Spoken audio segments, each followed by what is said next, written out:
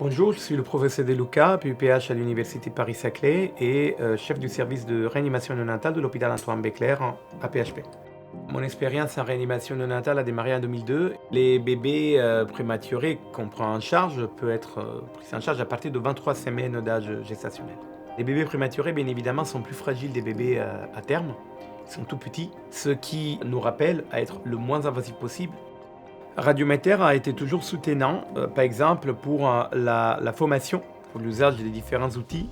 Je trouve que toutes les solutions radiométer sont très adaptées à la réanimation néonatale, en termes de facilité d'usage, bien évidemment de précision, et en termes même, si vous voulez, de proximité au lit des enfants, ce qu'on appelle en anglais le point of care.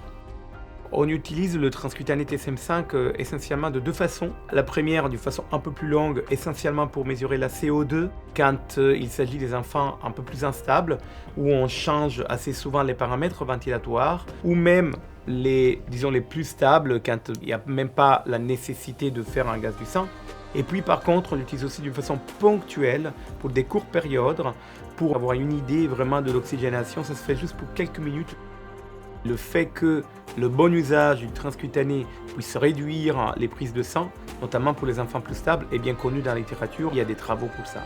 L'ABL 80 Flex Plus, en fait, ne fait pas que du gaz du sang. Il fait tout un paquet de paramètres qui sont très importants pour, disons, le monitoring et la personnalisation des soins. Il y a la créate, il y a l'urée, mais je rappelle juste, il y a l'hémoglobine, il y a les électrolytes, il y a la bilirubine. C'est des choses incontournables. On utilise les tubes Safe Clean Tube depuis un moment. On est très content. Ils permettent effectivement de faire toutes les analyses, pas seulement le gaz du sang avec des micro-volumes. Ils arrivent même à éviter la formation des caillots parce qu'ils sont éparinés à l'intérieur et ils peuvent être bougés avec des bouchons aux deux extrémités. Donc on est très très content de les utiliser.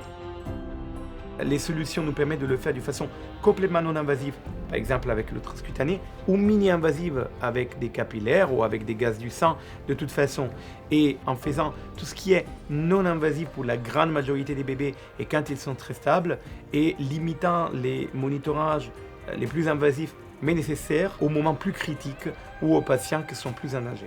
Honnêtement, je n'imagine pas la réanimation sans le transcutané. J'utilise les solutions radiométriques depuis toujours et je suis heureux de les utiliser.